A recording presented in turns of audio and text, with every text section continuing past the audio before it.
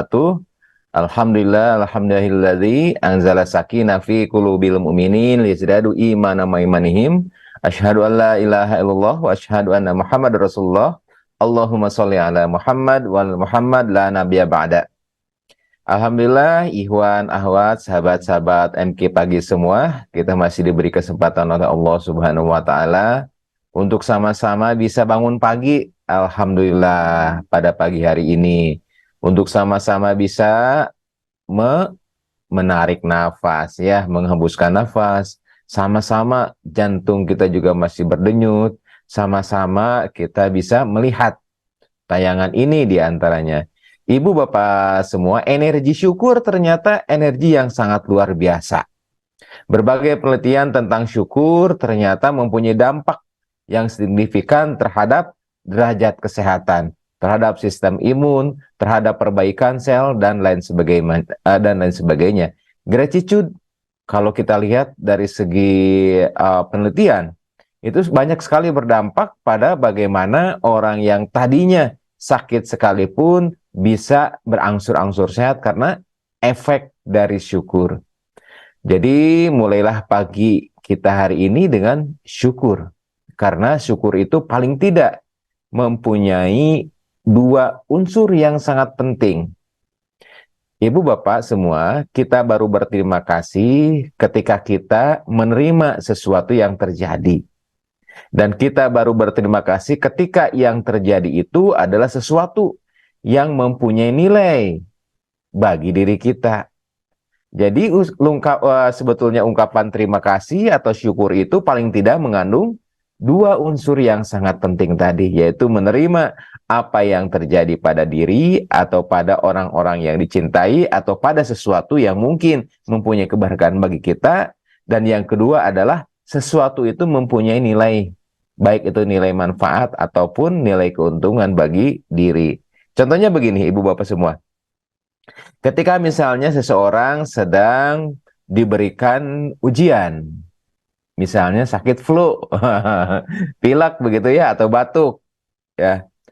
Nah, ketika seseorang bersyukur atas adanya pilek, adanya batuk tersebut, berarti dia mempunyai dua unsur yang telah terpenuhi. Pertama, dia menerima bahwa dia itu pilek, tidak menolak, ya kenapa, kemarin udah pilek, sekarang pilek lagi. Ada ridho, ada yang unsur di sana, ya. Jadi ada penerimaan, accepted terhadap peristiwa yang memang saat itu mungkin tidak diinginkan. Tetapi karena konversi, ya Allah sekarang pilek, kemarin pilek. Kalau misalnya dia bisa mengkonversi nilai negatif tersebut, pilek tersebut menjadi sesuatu yang berharga pada dirinya, maka baru tuh ada lantunan syukur. Contoh ketika dia pilek, dia mengubah tuh yang tadinya efeknya mungkin penerimaannya, acceptednya sesuatu yang negatif menjadi positif. Alhamdulillah ya Allah, pilek, karena pilek saya ternyata kemarin nggak kemana-mana. Karena nggak kemana-mana, ternyata saya kedatangan tamu tuh yang luar biasa. Yang mungkin kalau saya pergi, saya nggak pilek, saya nggak ketemu. Padahal tamu itu syariatnya membawa kontrak keberuntungan dan sebagainya. Misalnya, alhamdulillah ya Allah, saya pilek. Ternyata dengan pileknya ini, ya, masih banyak teman-teman saya saat yang bersamaan sekarang bukan hanya pilek, tapi sekarang lagi dirawat di rumah sakit karena sakitnya yang lebih berat. Jadi ibu bapak semua, dengan sakit pileknya itu, kalau kita misalnya ada syukur di dalamnya, maka di sana ada dua pengertian. Yang pertama adalah kita menerima atas sakitnya itu. Yang kedua, kita merasa bahwa sesuatu itu sangat berharga. Ya, masih ingat kan cerita Pak Anies ketika dulu beliau sakit? Karena apa? Karena digigit nyamuk demam berdarah, begitu ya, digigit nyamuk Aedes aegypti, sehingga beliau sakit DHF saat itu kan. Nah, sakitnya DHF itu ketika beliau ingin berangkat ke New York pada saat itu, tetapi dengan rasa sakitnya itu ternyata Allah tunda tuh keberangkatannya, sehingga saat itu ada pencalonan gubernur DKI. Jadi sakit itu ada syukur di dalamnya ketika kita tahu ada hikmahnya. Nah sayangnya ternyata hikmah itu nggak datang duluan, ya. Hikmah itu kadang-kadang datangnya sembunyi-sembunyi, kadangnya datangnya belakangan. Kita baru tahu manfaat dari sesuatu itu yang menyedihkan, yang menyakitkan, kadang-kadang tidak ada bocoran. Oleh sebab itulah kadang-kadang kita kecewa. Ya kemarin udah pilek, sekarang udah pilek lagi. Nah, di sanalah ada kunci yang namanya itu adalah husnuzon. Bahwa kebaikan versi manusia seringkali berbeda dengan kebaikan versi Allah Subhanahu wa taala. Makanya husnuzon, berbaik sangka kepada Allah bahwa peristiwa negatif sekalipun pasti Allah menitipkan hikmah yang besar yang kadang kita tidak tahu, yang kadang mungkin tidak terbuka pada saat peristiwa itu terjadi. Ya. Jadi ibu bapak semua, alhamdulillah nih awali pagi hari ini kita dengan syukur ya, bahwa segala sesuatu yang terjadi pasti atas izin Allah, dan ketika terjadi itu pasti ada hikmah di balik. Baik itu hikmah terhadap sesuatu yang mungkin akan kita terima di kemudian hari, ataupun hikmah untuk evaluasi diri, karena bisa saja terjadi kejadian buruk itu diundang atas dosa-dosa kita, sehingga ada hikmah untuk taubat dan istighfar di sana. Begitu ya ibu bapak semua, aduh enak kayaknya mah ya. Kalau kita mengkaji bukan hanya pada casingnya, tetapi selalu mengatakan bahwa hikmah di balik kejadian itu merupakan bagian dari bagaimana kita menyikapi masalah ya. Baik ibu bapak semua, bahasan tentang lambung. Kemarin kita sudah membahas 4 kali pertemuan terkait dengan bagaimana masalah lambung itu bisa diatasi dengan berbagai macam modalitas terapi. Baik itu modalitas terapi mulai dari aspek hati, kemudian juga aspek kejiwaan, kemudian dari pengobatan-pengobatan tibu nabawi, dilanjutkan dengan pengobatan-pengobatan medis dan pengobatan-pengobatan alami.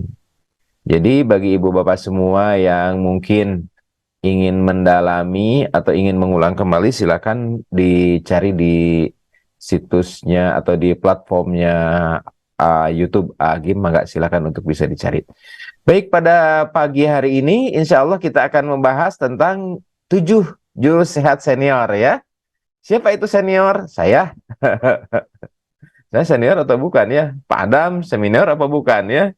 Jadi 7 jurus sehat pada lansia. Nah, lansia itu ternyata juga mempunyai definisi yang berbeda-beda ya. Definisi lansia itu ada yang mengatakan di atas 60 tahun, 65 tahun, 75 tahun, dan lain sebagainya. Kenapa ini penting?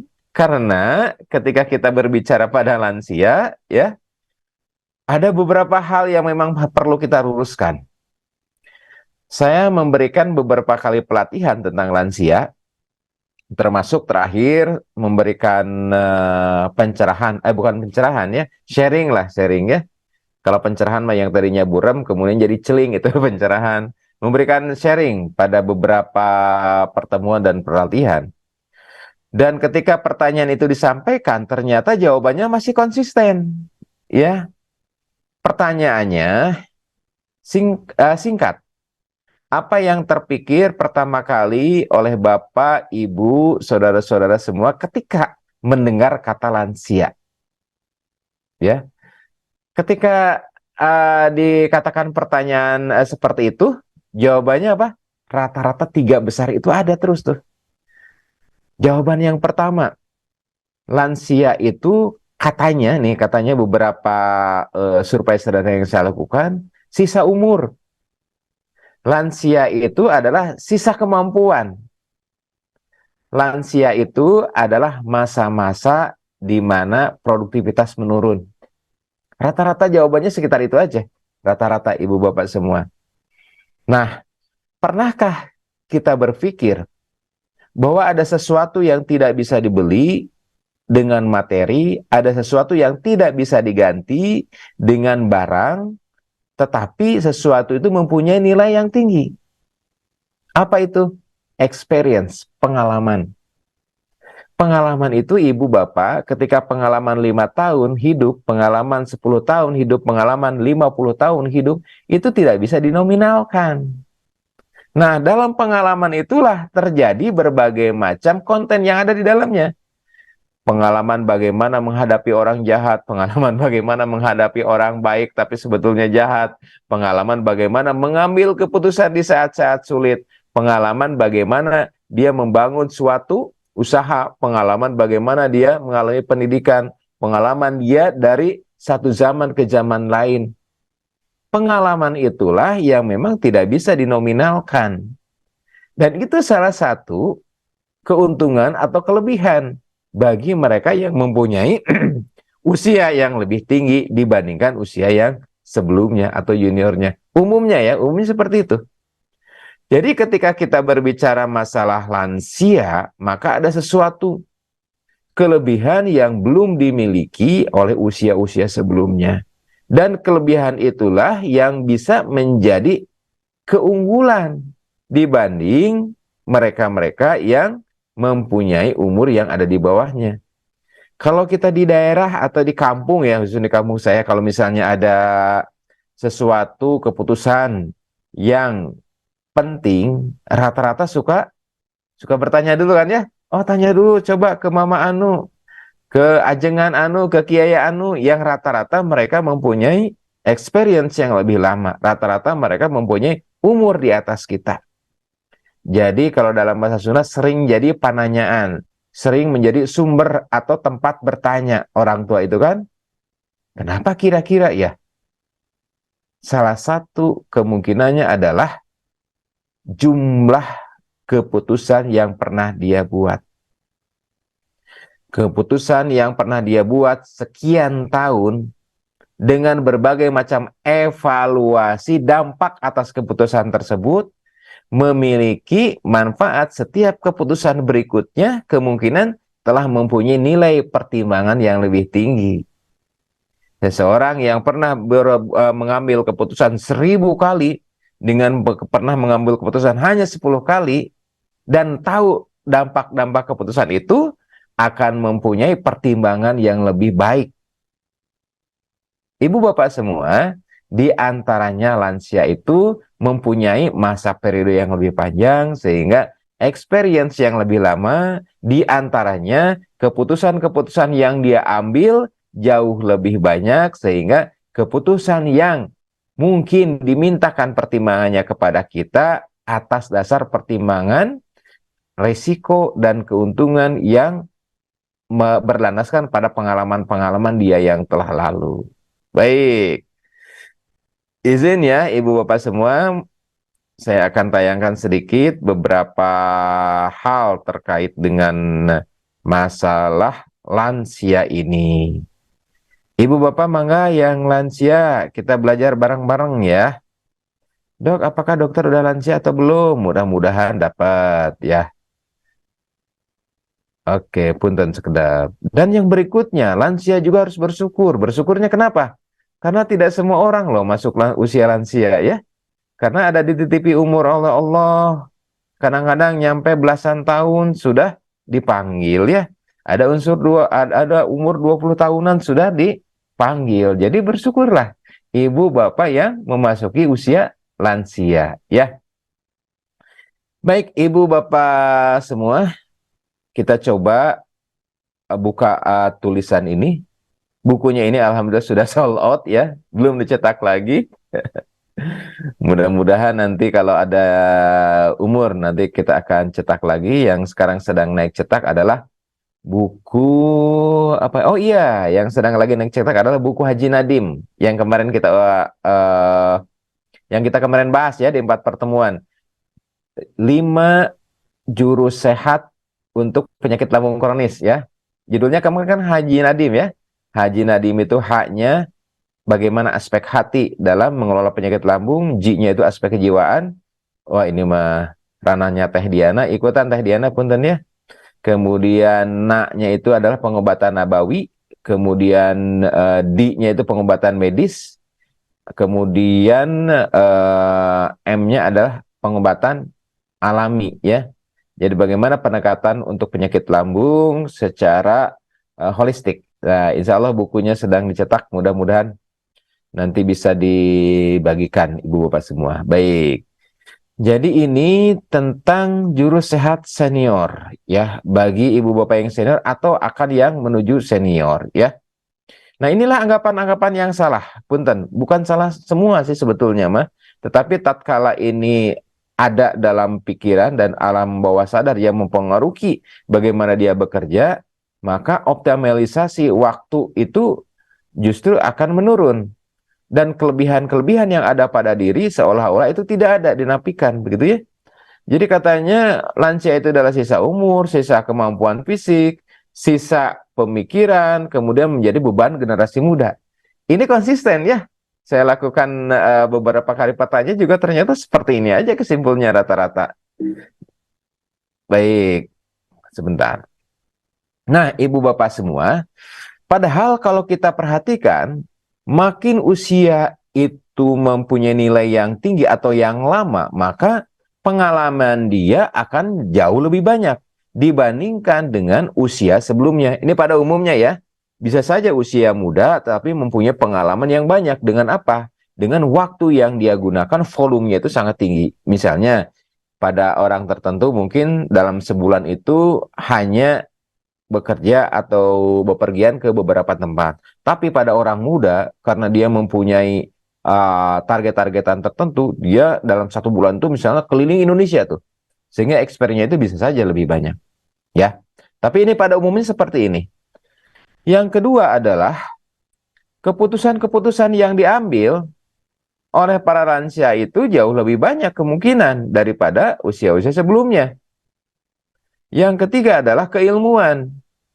Buku yang dibaca mungkin lebih banyak, satu buku itu dikarang oleh misalnya seorang, seorang itu mengutip dari misalnya 10 buku, dari 10 buku itu masing-masing dia itu mengutip 10 buku lagi. Jadi sebetulnya satu buku yang kita baca, satu jurnal yang kita baca, merupakan bagian dari pengalaman puluhan orang, pengalaman ratusan orang yang termaktub di dalam buku tersebut. Jadi kalau misalnya dia baca buku misalnya dalam seumur hidupnya itu 1000 buku, mungkin dari 1000 buku itu merupakan pengalaman dari 1000 pengarang yang mengutip 100 pengarang lainnya atau penulis lainnya, Masya Allah. Jadi membaca buku itu mungkin mempunyai rangkuman dari berbagai macam pengalaman-pengalaman ratusan atau bahkan ribuan orang. Nah, Ibu Bapak, kalau menurut WHO katanya yang disebut dengan usia lanjut itu adalah usia di atas 60 tahun. Nah, di bagian kiri ini ada survei. Survei pada beberapa orang, yaitu 2.969 orang disurvei nih. Bapak, Ibu, apa yang disebut dengan usia lanjut? Nah, jawabannya macam-macam tuh, Bu. Ada yang mengatakan yang paling banyak itu, yang disebut dengan lansia itu adalah mereka yang usianya itu melampaui 85 tahun. Jadi bukan lagi 60 tahun ya. Jadi ibu bapak yang belum usia 85 tahun itu masih muda ya, udah. Iya, iya, iya. Katanya kalau dia masih bisa nyetir mobil sendiri, itu belum dikatakan lansia. Itu yang kedua terbesar tuh dari survei ini ya. Ini sampelnya banyak Ibu Bapak, 2.900-an. Hampir 3.000 orang ditanya, apa sih Pak yang disebut lansia? Katanya kalau misalnya dia udah nggak bisa nyetir sendiri, berarti itu lansia. Kalau dia masih bisa nyetir sendiri, berarti itu belum lansia. Nah, bagaimana kalau usia 50 tahun tapi udah nggak bisa nyetir? Jadi itu Ibu Pak ada yang mengatakan katanya lebih dari usia 75 tahun dan lain sebagainya. Artinya persepsi daripada orang-orang yang disurvei tentang lansia itu bermacam-macam. Tetapi pada umumnya berkaitan dengan kemampuan, ya, kemampuan yang dia miliki pada saat ini. Nah, kalau kita perhatikan ternyata usia lansia ini di Indonesia itu jumlahnya itu akan naik proporsinya. Bahkan di tahun 2023 penduduk Indonesia ini kurang lebih 15,8% adalah lansia. Kalau kita merujuk pada usia 60 tahun. Artinya ibu bapak semua, andai kata lansia ini dalam keadaan sehat dan produktif, maka ini akan menjadi leverage, menjadi daya ungkit sendiri terhadap ekonomi, terhadap pendidikan, dan lain sebagainya. Tetapi jika 48,2 juta ini merupakan penduduk yang sakit-sakitan, yang mempunyai pemikiran kayak tadi, sisa umur, sisa waktu hidup, ini bisa jadi betul-betul menjadi beban bagi generasi berikutnya. Saya juga kalau 2035 itu udah lansia kayaknya. Jangan sampai saya jadi beban begitu ya. Nah, ibu bapak semua yang tahun 2035 ini usianya mungkin di atas 60 tahun, ya, jangan sampai kita itu menjadi beban. Jangan sampai kita itu beranggapan bahwa kita itu sisa-sisa umur aja ya. Sehingga keuntungan atau kelebihan pada diri itu nggak muncul. Baik, kita lihat lagi ya. Kalau kita lihat datanya nih, menurut Biro Pusat Statistik dikatakan bahwa ada 22 juta orang katanya ya, total penduduk lansia 2015, tahun 2015 yang lalu gitu ya. Nah, kemudian kalau dilihat lagi datanya, di antara 22 juta orang lansia itu ya, dikatakan ada 5 juta orang itu hampir terlantar lansia itu. Mungkin gak punya anak, atau mungkin anaknya mengasingkan. Subhanallah, mudah-mudahan ini tidak terjadi pada anak-anak kita, gitu ya. Ada 10% atau 2 juta sekian terlantar. Subhanallah, mudah-mudahan ini tidak terjadi ya. Ini tahun 2015. Oleh sebab itulah bagaimana kita mendidik karakter anak-anak, karakter generasi muda untuk meningkatkan akhlak. Karena Rasulullah pun diutus untuk menyempurnakan akhlak begitu ya. Jadi ruas ya kalau dengar-dengar seperti itu. Nah, ibu bapak semua, ketika kita pingin bagaimana meningkatkan peran serta para lansia itu pada tempat yang proporsional, maka kita harus melihat bagaimana atau apa masalah-masalah yang pada lansia tersebut. Sehingga dengan mengetahui masalah-masalah tersebut, kita bisa melakukan intervensi. Demikian juga ibu bapak, kalau misalnya ada penyakit pada seseorang, kita harus tahu dulu jenis masalah penyakitnya apa. Baru kita melakukan terapi.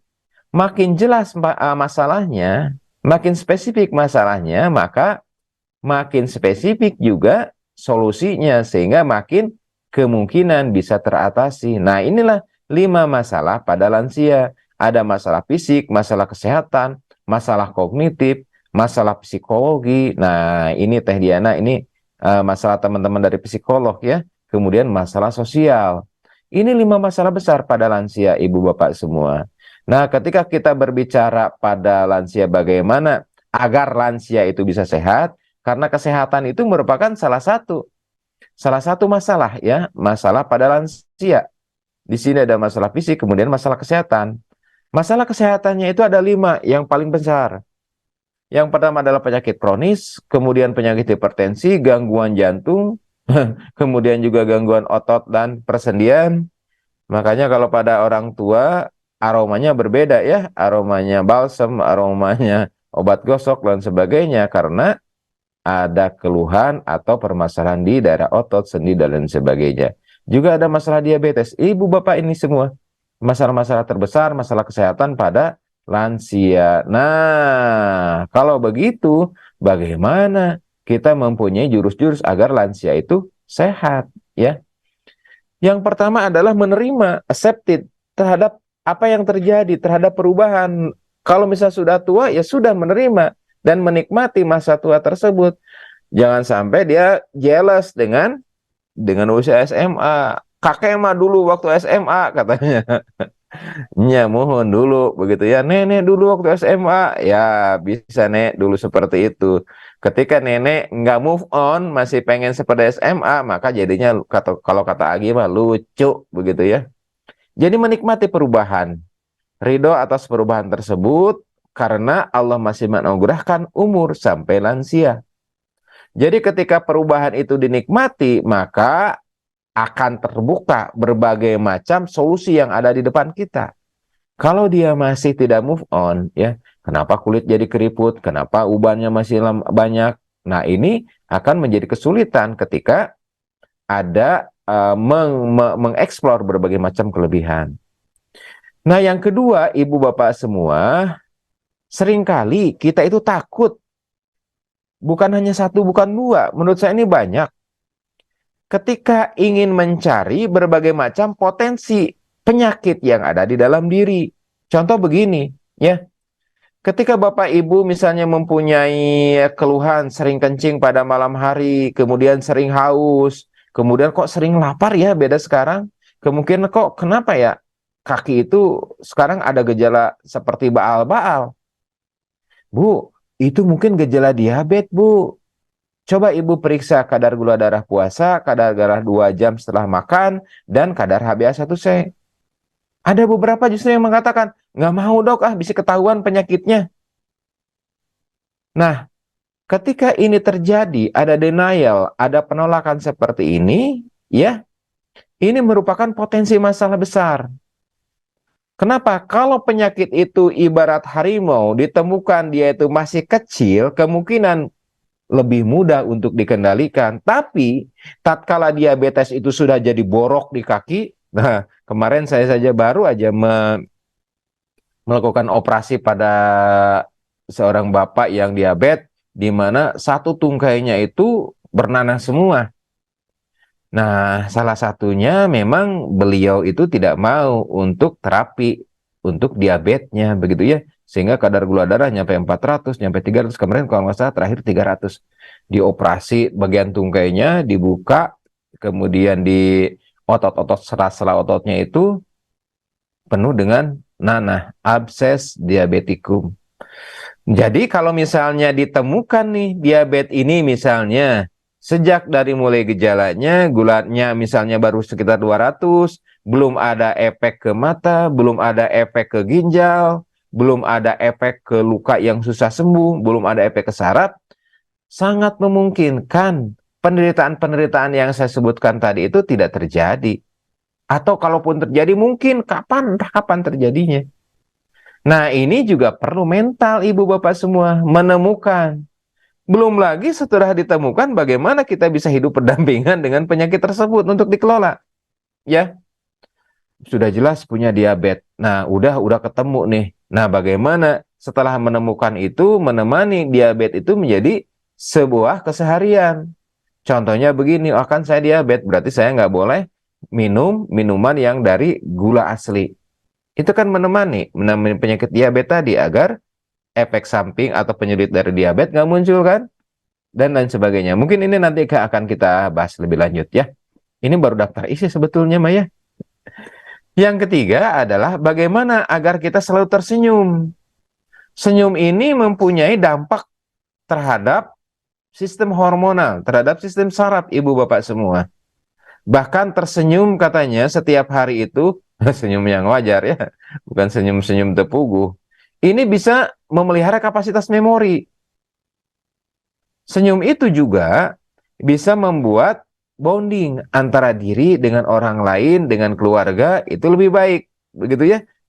Jadi cari 1001 cara agar bahagia, selalu tersenyum. Kemudian bagaimana bukan hanya bahagia, tetapi bisa membahagiakan orang lain. Dari beberapa penelitian yang saya telusuri, ternyata kebahagiaan yang lebih tinggi adalah ketika seseorang itu bisa membahagiakan orang lain. Ini ada unsur kebahagiaan yang lebih tinggi di dalamnya, ya. Kemudian bagaimana agar hati tenang? Yang keenam adalah jadikanlah makanan sebagai obat. Jadi ibu bapak semua ketika kita perhatikan bagaimana makanan yang keseharian dikonsumsi itu bertindak juga sebagai obat, itu alangkah lebih baiknya daripada menjadikan obat sebagai cemilan ya. Kan ada juga ibu bapak misalnya yang sekarang lagi diuji mengkonsumsi sehari itu 12 macam obat, 15 macam obat dan sebagainya. Dan yang ketujuh adalah menikmati masa-masa lansia itu ya, menikmati kebiasaan baru begitu. Yang dulu biasanya touring pada usia muda, sekarang biasanya adalah healing ya, dengan jalan-jalan. Yang dulu biasanya lari, sekarang jalan pagi, begitu ya. Itu kebiasaan-kebiasaan baru tuh. Yang dulunya pagi-pagi dinas, sekarang pagi-pagi berkebun, menikmati kebiasaan-kebiasaan baru seperti itu ya. Baik. Jadi ibu bapak semua, manusia dengan kurun waktu itu akan berubah. Dan ketika perubahan itu terjadi, maka ada adaptasi, ada penyesuaian yang harus dilakukan. Usia anak ada adaptasi, bagaimana dia merespon berbagai macam kejadian yang ada di lingkungannya. Usia dewasa juga dia merespon berbagai macam permasalahan dan menyikapinya, menikmati perubahan, karena perubahan itu tetap akan terjadi. Ketika perubahan itu terjadi dan kita tidak merespon, maka kemungkinan akan tergilas oleh perubahan itu. Masih ingat ya perubahan-perubahan yang sangat dramatis kemarin? Waktu unsur atau misalnya bidang IT begitu pesat ya. Contoh, ada yang dulu jualan misalnya kelontongan begitu. Ketika ada jualan-jualan online, menampilkan apa jualan seperti itu, masa katanya bisa dibeli lewat internet. Tatkala banyak COD mampir di sana sini, ya toko kelontongan itu ternyata omsetnya menurun, baru dia sadar bahwa oh ada sesuatu loh. Masih ingat dulu kan, ketika teman-teman kita yang mempunyai profesi sebagai ojek pangkalan menolak begitu ya, dengan ojek online begitu, yang terjadi adalah di sana itu banyak area-area ini zona merah terhadap ojek online. Di sini adalah zona tertutup untuk ojek online dan lain sebagainya kan, pada zaman dulu ya. Tetapi kalau misalnya dia tidak mengikuti perubahan, rata-rata itu tersisih. Kalau di kota ya, mungkin di daerah masih diperlukan. Rata-rata mereka tersisih. Dan ketika sudah tersisih, nah barulah kadang-kadang mereka juga justru ikut dalam perubahan tersebut. Jadi suatu perubahan itu akan mendapatkan konsekuensi. Bukankah kita juga adalah produk perubahan yang bisa beradaptasi, ya? Jadi usia ibu bapak semua ada usia kronologis nih. Saya lahir tahun sekian, sekarang tahun sekian, ya berarti berapa tahun? Sekian tahun gitu ya, rahasia. Ada juga usia biologis, ada usianya yang baru 8 tahun tetapi mempunyai kematangan. Kematangan organ-organ seperti masih seperti 4 tahun misalnya pada penyakit tertentu ya. Usia biologis ya. Ada juga usia yang sudah 50 tahun tetapi karena dia bisa menjaga kebugarannya, kalau kita ukur dari jantungnya, dari paru-parunya seperti usia 30 tahun. Ya. Ada banyak juga. Saya kalau misalnya melakukan screening preoperasi ya, sebelum operasi. Punten, ini ngebandingin orang kota ya sama orang desa. Diperiksa dulu tuh jantungnya, paru-parunya. Kalau kita lihat ya, ibu bapak semua, orang-orang punten sepuh-sepuh di desa itu, mereka itu rata-rata mempunyai irama jantung yang lebih bagus daripada usia yang sama pada penduduk kota yang mager. Mereka itu mempunyai gambaran corakan paru-paru yang lebih bersih daripada mereka itu yang berdiam diri di kota. Itu usianya sama, sekitar 60 tahunan lah, 70 tahun. Misalnya ada operasi misalnya prostat atau operasi hernia. Kan kita lakukan screening dulu tuh ya. Dalam screening itu ternyata juga ada beberapa perbedaan yang kita anggap tua, anggap rentak, ternyata jantungnya itu lebih bagus. Iramanya, kemudian kekuatannya. Ronsennya itu gambaran parunya itu lebih bagus. Itu usia biologis. Jadi belum tentu usia biologis itu sama dengan usia kronologis. Ya. Kemudian usia psikologis udah tua, masih belum matang menyikapi masalah, masih aja kekanak-kanakan. Ada yang kayak gitu? Banyak ya. Kemudian juga usia spiritual. Idealnya makin usia itu tua, maka kedekatan kepada pencipta, pencarian akan Tuhan, kemudian pencarian akan siapa diri, umumnya itu lebih maksimal atau lebih dominan. Jadi ibu bapak semua bisa jadi tuh usia kita itu adalah usia sekarang misalnya 60, tetapi mempunyai fisik di angka 40 tahun. Kita bandingkan nih Ibu Bapak semua. Saya pertama akan membandingkan otak dulu ya. Otak. Agar apa? Agar para lansia itu tidak berpikir bahwa dia itu adalah sisa umur, sisa waktu atau bahkan menjadi beban. Kita bandingkan. Bandingkan dengan otak antara usia 75 tahun. Punten, kita lihat ya. Ini otak manusia nih. Bandingkan, dok, bagaimana perbandingan otak antara usia 75 tahun misalnya dengan usia 30 tahun? Ini otaknya Ibu Bapak semua. Bukan otak-otak ya. Otak-otak kami goreng. Kalau usia 75 dibandingkan dengan usia 30 tahun, ada perbedaan? Ada secara fisik. Ya, kita lihat. Ibu Bapak semua, ini pada keadaan wajar ya. Berat otak itu adalah 92% dibandingkan dengan usia 30 tahun, usia 75 tuh.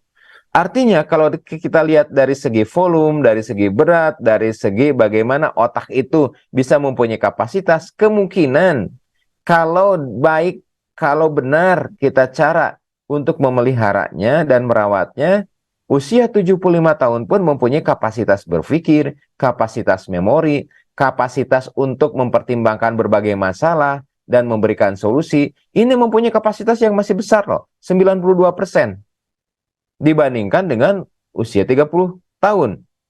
Jadi mirip-mirip lah ya, antara misalnya seorang kakek dengan cucunya yang paling gede yang usia 30 tahun begitu ya, dari segi berat otak. Nah, ada masalah berikutnya, bagaimana isinya dok? Bagaimana memorinya? Bukankah 75 tahun itu sudah mempunyai angka pikunitas, angka kepikunan yang lebih tinggi ya. Jadi kalau dari hardware itu mempunyai kapasitas yang memungkinkan dioptimalkan sehingga pada usia 75 tahun masih memiliki memori berpikir segala macam seperti 30 tahun. Apakah itu bisa? Bisa secara teori. Apakah itu ada? Ada.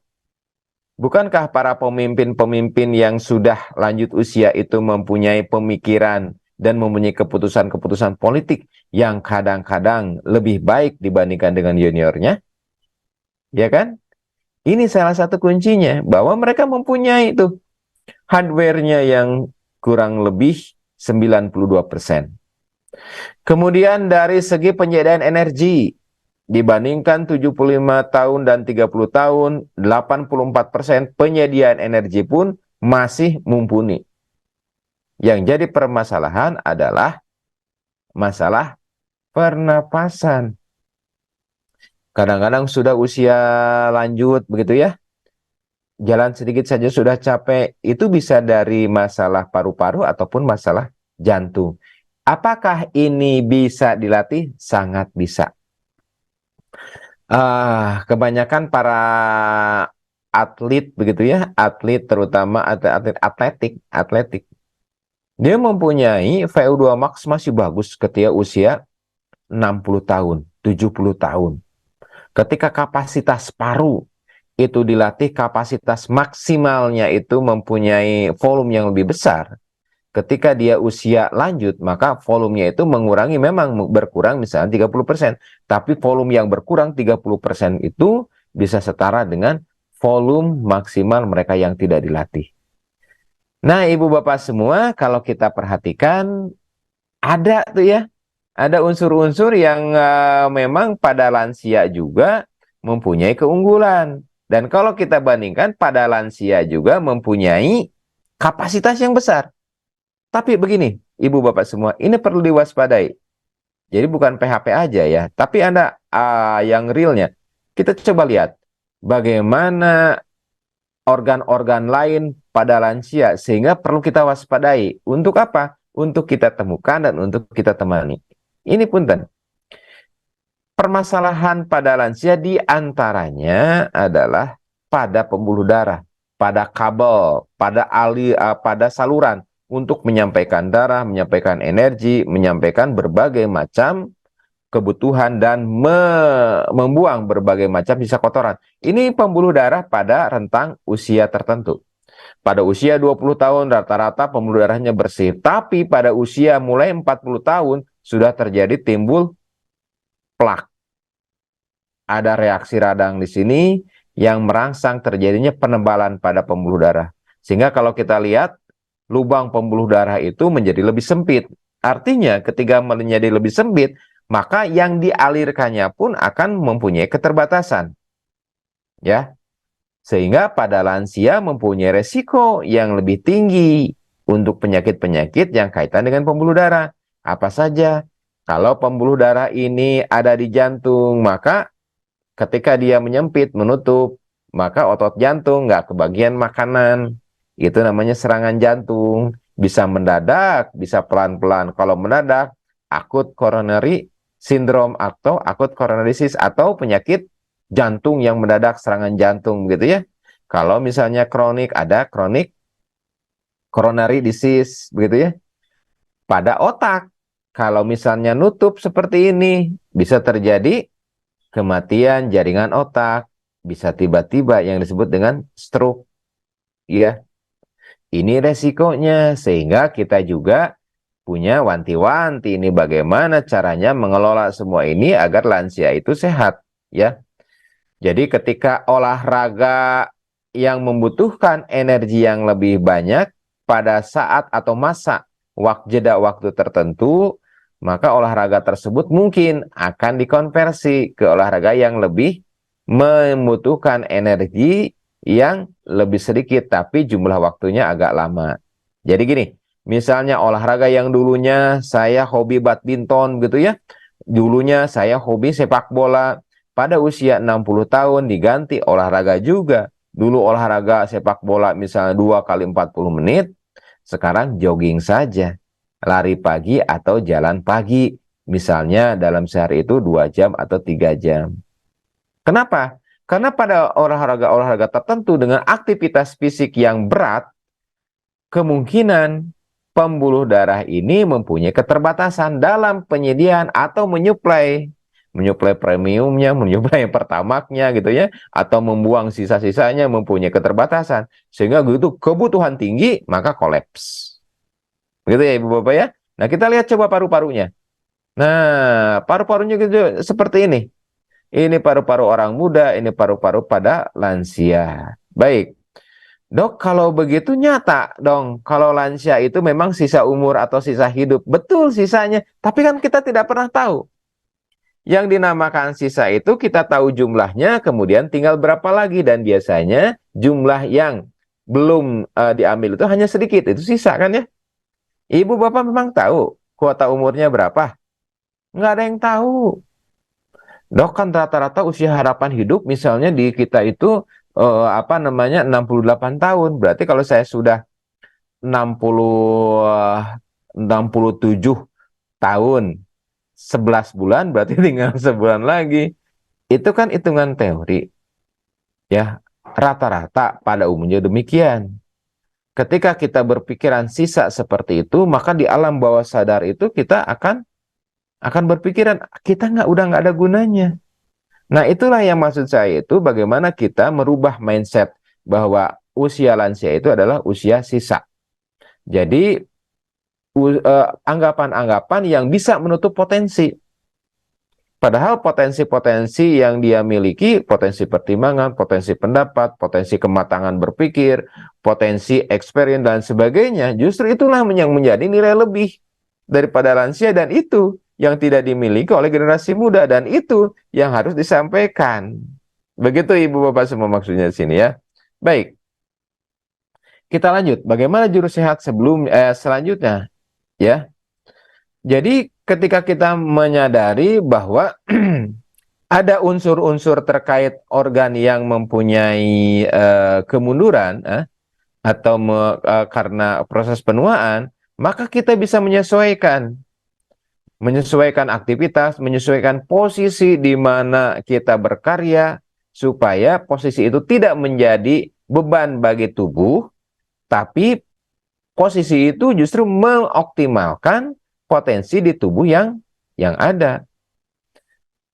Begitu ya Ibu Bapak semua ya. Jadi menikmati perubahan, dengan perubahan yang dinikmati, maka ada sesuatu yang terlepas, beban pikiran, beban mental. Ah, saya mau udah tua seperti itu. Justru alhamdulillah saya bisa memasuki masa tua. Justru alhamdulillah saya bisa ada umur sampai ke umur di atas 60. Ada jantung, penyakit jantung. Alhamdulillah jantung saya masih berdenyut ya, dibandingkan nggak tahu ada penyakit atau tidak, tapi jantungnya sudah berhenti. Oke ya. Jadi unsur pertama yang penting adalah bagaimana bisa menikmati perubahan, move on. Dari tadinya mengeluh jadi tua, menjadi bersyukur karena bisa tua. Ya, yang tadinya mengeluh menjadi tua, menjadi bersyukur nyampe tua, begitu ya. Beda-beda banget Ibu Bapak. Jadi bagi mereka yang menerima keadaan tersebut dengan yang tidak menerima, efeknya dampaknya beda. Nanti ngerungsing terus. Kalau misalnya, wah dulu mah kakek bisa naik gunung, ya. Dulu kakek naik gunung Ciremai itu bolak-balik sehari 3 kali. Dulu, aduh sekarang mah udah tua, udah nggak kuat. Ya namanya gue ada sisa-sisa hidup. Tapi kalau dia berpikir bahwa dia mempunyai, sudah menerima, dulu kakek bisa naik Gunung Ciremai dalam sehari itu bolak-balik 3 kali.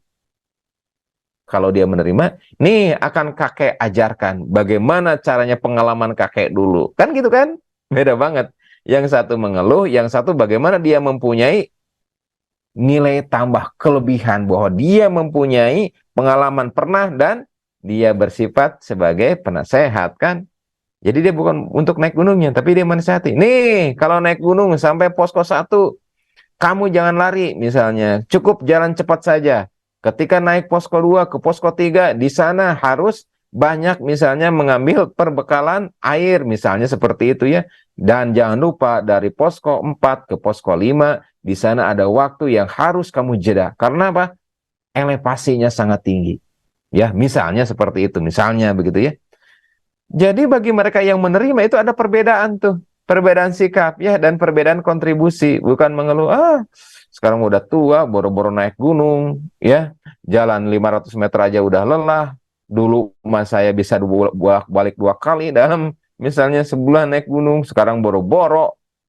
Kalau mengeluh seperti itu tidak menyelesaikan masalah dan tidak memunculkan potensi diri atas experience yang dilakukan.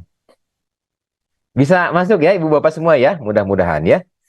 Mudah-mudahan saya juga bisa masuk lansia ya. Mudah-mudahan ya Ibu Bapak ya.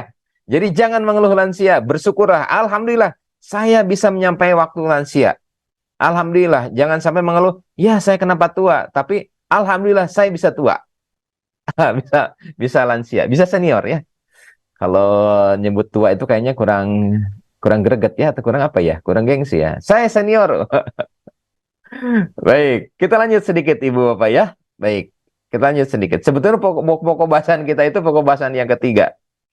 Tapi karena ini bahas terlalu lama, saya ulang sedikit. Bukan ulang sedikit, ulangnya banyak ini mah ya. Baik, sedikit lagi ya. Sedikit lagi punten sebelum kita diskusi. Ya. Satu lagi ya, punten. Nanti yang jurus yang ke-4 ke-5 mudah-mudahan ada umur ya. Satu lagi aja ini. Udah gitu kita diskusi ya. Baik. Yang berikutnya Ibu Bapak semua, ini yang penting adalah kita menemukan dan menamani potensi sekiranya ada permasalahan yang dialami pada lansia.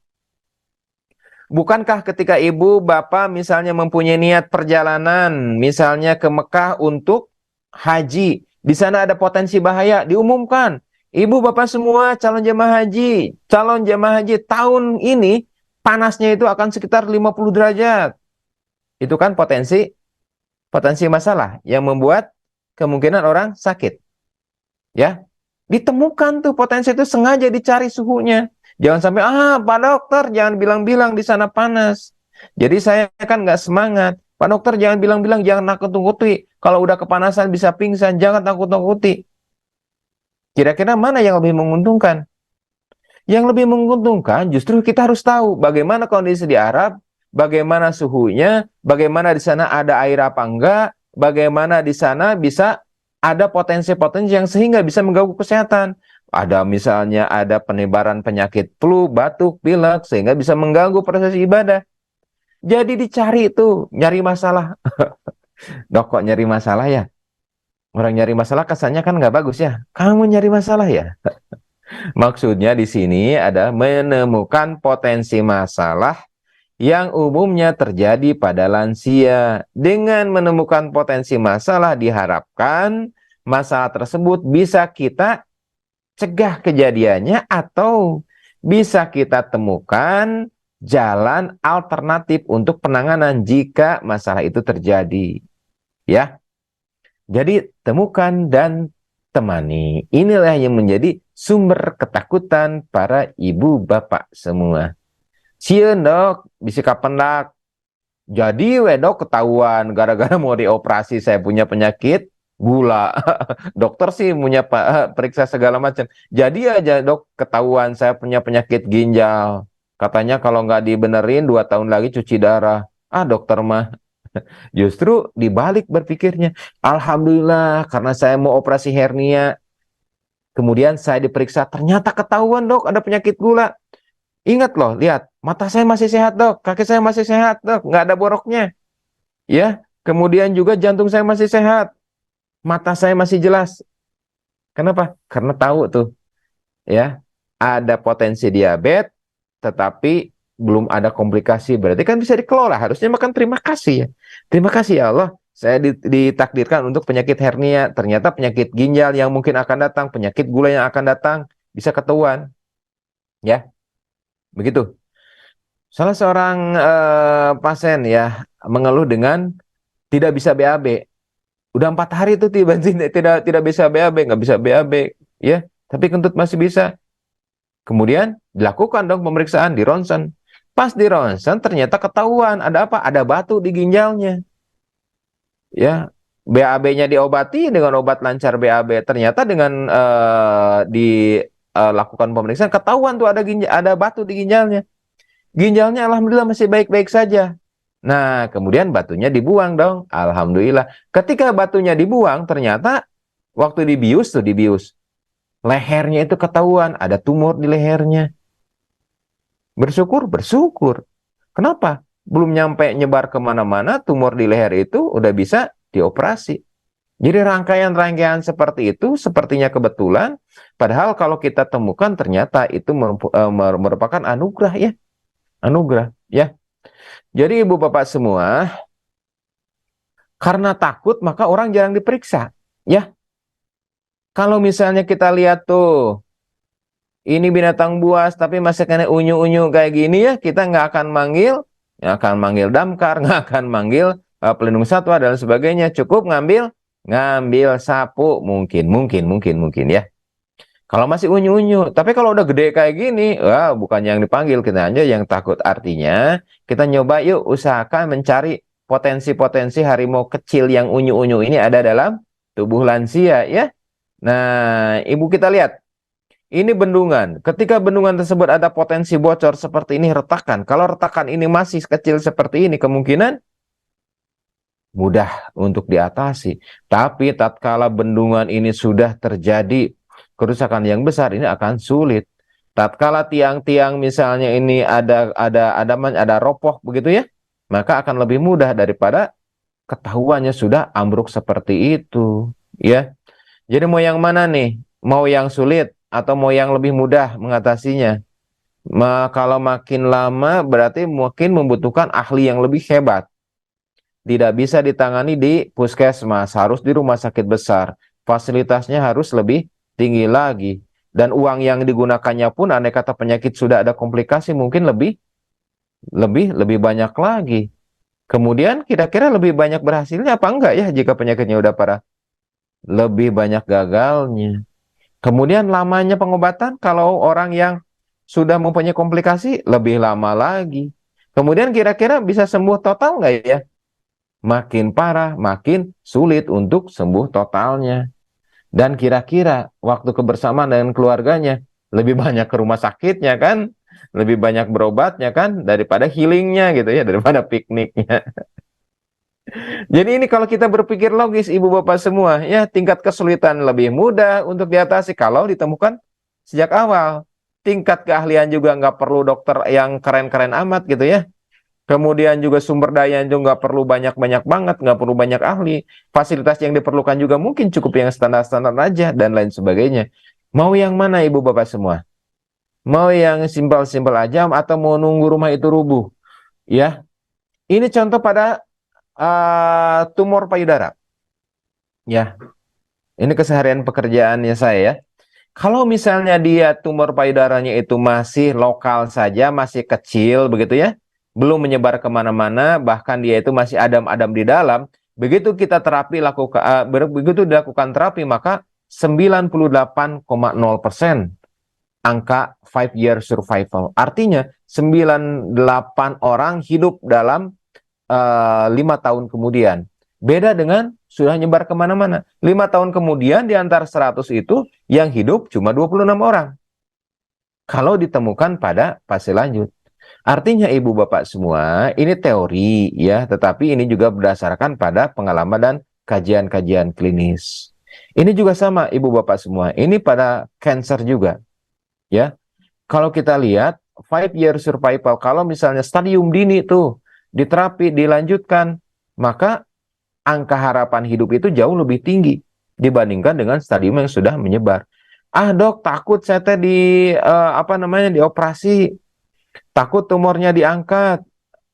Ketika takut-takut tersebut, maka tumor tersebut selama ibu bapak mikir, tumor tersebut terus berkembang, terus tumbuh, terus menyebar.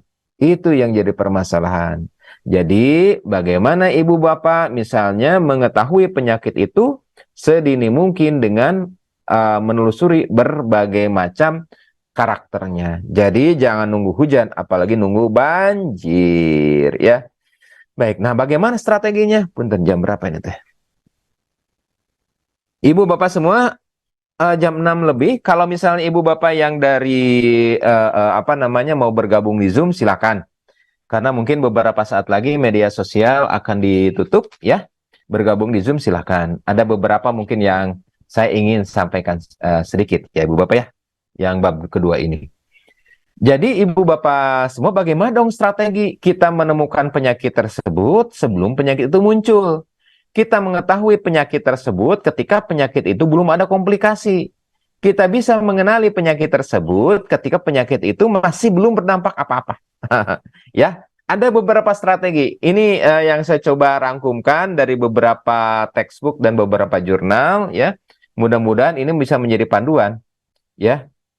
Silakan Ibu Bapak, mungkin yang mau bergabung di Zoom, nggak silakan ya. Yang di media sosial Agim, kalau misalnya nanti di jam 6 sekian putus, mohon maaf karena keterbatasan waktu. Tapi kalau di Zoom mudah-mudahan bisa lebih banyak lagi. Kita lanjut ya. Strateginya bagaimana dok? Agar kita bisa menemukan ya. Cari penyakit. Waduh, ini justru dok yang jadi ketakutan. Nah, ketakutan yang tadi itu harusnya sudah terbantahkan dengan maklumat-maklumat yang dibahas sebelumnya ya. Jadi cari penyakit yang mungkin terjadi. Bagaimana menemukannya? Ibu bapak semua, ada yang disebut dengan mapping, ada yang disebut dengan screening ya. Mapping dan screening, punten ini nggak lama ya, karena ini gambarnya tidak berhijab, punten. Aduh, punten A. Ini sama A, saya udah diingatkan sebetulnya. Cari gambar itu yang ada, aduh, punten ya. Jangan dilihat aja ini ya. Mapping dan screening ya. Punten ibu bapak, ada mapping, ada screening. Mapping itu pemetaan ya. Apa yang di mapping? Kalau di keluarga ada riwayat penyakit diabetes, atau misalnya dia coba di screening ada diabetes apa enggak. Kalau di keluarga ada penyakit kanker payudara, coba di USG atau coba sadari. Mapping artinya. Jadi kita lihat bagaimana perjalanan penyakit di keluarga. Kemudian mapping berikutnya apa dari risiko pekerjaan. Misalnya kerja di tambang begitu ya. Ada kemungkinan penyakit-penyakit yang terkait dengan paru-paru. Jadi kalau misalnya ibu bapak misalnya pensiunan dari PT Tambang, misalnya PTBA Bukit Asam begitu ya. PTBA Bukit Asam, aduh saya punya memori tersendiri ya. Ayah saya dulu bekerja di sana ya, PTBA Bukit Asam. tapi bekerja sebagai pemikul ya, pemikul batu bara gitu ya, pemikul batu bara begitu. Riwayat pekerjaan berikutnya apa? Misalnya dia bekerja sebagai driver, dicek bagaimana kondisi paru-paru karena seharian kan di jalanan mungkin ya. Kemudian risiko penyakit terdahulu. Dulu dia pernah jatuh, kemudian pernah retak misalnya di tulang paha, nggak ada masalah saat ini. Tetapi ketika dia punya risiko, maka diharapkan dong dilakukan pemeriksaan. Misalnya ketika ada keluhan nyeri, di ronsen. Kemudian resiko lingkungan. Resiko lingkungan, dia berada tempat tinggalnya itu di daerah Bukit Berkapur, di daerah yang mempunyai potensi cemaran lingkungan atau cemaran udara. Atau di daerah pegunungan yang kadar iodiumnya itu rendah, diperiksa tuh ya. Kemudian risiko pengobatan tertentu, misalnya dia mempunyai penyakit tertentu, diobati sekian tahun, punya darah tinggi, hipertensi, ya udah 10 tahun hipertensi, ada efek samping dari obat, misalnya terhadap ginjal, periksa atuh ginjalnya. Jangan sampai sudah 5 tahun, 10 tahun punya hipertensi, tidak dicek ginjalnya, tahu-tahu gagal ginjal, tahu-tahu cuci darah. Gitu ya Ibu Bapak semua, ini rumus untuk mapping, punten. Jadi, cermati itu Bu, kan kita mau nyari penyakit nih, ya. Cermati bagaimana dari penyakit di keluarga, bagaimana risiko pekerjaan, bagaimana penyakit risiko penyakit terdahulu, bagaimana risiko penyakit lingkungan, pengobatan dan sebagainya, ya. Mapping. Yang kedua, ini contoh-contoh. Yang kedua adalah screening. Screening itu bisa dari hasil mapping. Wah, di orang tua ada penyakit diabetes. Lakukanlah screening, ya, dicek laboratorium, cek HbA1c, ya. Kemudian screening berikutnya apa? Screening penyakit degeneratif pada lansia. Saya tidak ada riwayat keluarga penyakit-penyakit diabetes, tetapi katanya pada lansia ada loh peningkatan resiko diabetes. Apa pada lansia yang mungkin akan timbul? Ada 8 penyakit, 8-8-nya itu dilakukan screening. Oke ya? Kemudian dari data statistik, di daerah tertentu mempunyai angka kesakitan penyakit misalnya paru-paru sekian persen. Di screening juga dilihat. Artinya Ibu Bapak semua, screening ini bisa lebih mengarahkan dari hasil mapping tadi. Itulah cara-cara menemukan teman-teman semua. Nah ini top penyakit pada lansia. Ada hipertensi. Loh, kalau ada hipertensi berarti apa yang kita lakukan? Ibu bapak tiap bulan dilakukan tensi darah. Tensi darah kan nggak mahal, nggak ribet juga, ya. Kemudian ada risiko untuk stroke. Dari mana stroke itu faktor risikonya? Dari 3. Dari diabetes, cek ada gula nggak? Ada di dapur, nggak apa-apa itu mau bagus ya. Ada penyakit gula nggak? Dicek tuh kadar gula darahnya. Ya, risiko stroke itu kan ada 3 rata-rata ya. Ada dari penyakit gula, kemudian dari hipertensi, kemudian satu lagi dari lemak, dislipidemia. Jadi sebelum kejadian, periksa yang 3 itu tuh. Karena katanya menurut statistik, orang tua itu rawan untuk stroke. Makanya yang akan menjadikan stroke, diperiksa, dicek begitu ya. Atau dok ketahuan ada penyakit kolesterol, justru itu ketahuan lebih baik daripada sudah jadi stroke, begitu kan? Iya, ibu bapak semua. Jadi penyakit ini ya yang ada 10 ini coba dilakukan untuk screening ya. Jadi itu ibu bapak terkait masalah menemukan dan menamani begitu ya. Baik ibu bapak semua, bagi ibu bapak semua yang memerlukan informasi yang kemarin tuh ya, tentang wasir, hemoroid begitu ya. Kemarin Adi tanyakan ada dari MK Travel Doc, ada boleh tahu nggak nomor telepon dokter? Bukan nggak boleh tahu nomor telepon abdinya, dan nomor telepon saya kan ada di grup tuh, grup grup MG Pagi sebetulnya ada. Nah, karena nggak boleh dokter itu mempromosikan diri, begitu ya. Baik, nanti saya kasih nomor admin ya, admin. Boleh. Di sana itu mungkin ada flyer, ada ada e-book mungkin yang bisa di-sharing begitu ya, tentang wasi, tentang hemoroid. Nanti nomornya akan disampaikan oleh Kang Apip ya. Punten ya. Nggak jadi begini. Silakan Kang Apip nanti di-share nomornya. Kemarin itu siapa yang nanyakan ya dari MK Travel, Dok, boleh nggak ada jamaah yang nanya katanya. Boleh Kang. Nah saya kasih nomor nomor apa namanya nomor yang dari teman-teman di admin ya di admin di klinik. Baik, Ibu Bapak semua, silakan yang ingin diskusi. Mudah-mudahan ada ini ya. Ada nomornya nggak ya? Saya lupa. Sebentar, sebentar. Oh ini, Ibu Bapak semua. Dok, kemarin kan ada yang nanya banyak nanya tentang wasir ya. Bagaimana saya wasir tapi takut operasi? Ya kalau harusnya operasi mau operasi atau Ibu. Ya, yang pengen itu kan sembuhnya. Jalannya mah mau operasi, mau obat begitu ya. Dok, tapi takut operasi bisa nggak dengan obat? Kalau pada derajat tertentu banyak yang bisa sembuh wasilahnya dengan obat ya. Nah, di sini juga banyak ya. Oke. Baik, Ibu Bapak semua, sekarang sudah lewat 10 menit. Semoga kebersamaan kita kali ini bisa menjadikan wasilah bagi sehatnya pada sahabat-sahabat lansia. Pertanyaan-pertanyaan silakan nanti disampaikan, pekan depan insya Allah akan kita bahas. Hatur nuhun Kang Apip, bagi Ibu Bapak yang ingin konsultasi, yang kemarin banyak nanyakan tentang wasir tanpa operasi, silakan menghubungi nomor tersebut pada jam kerja. Subhanakallahumma wa bihamdika asyhadu an la ilaha anta astaghfiruka wa atubu ilaik. Assalamualaikum warahmatullahi wabarakatuh. Hatur nuhun Kang Apip. Hatur nuhun sadaya. Mudah-mudahan sehat ya. Hatur nuhun. Mudah-mudahan pekan depan kita bisa diskusi. Amin.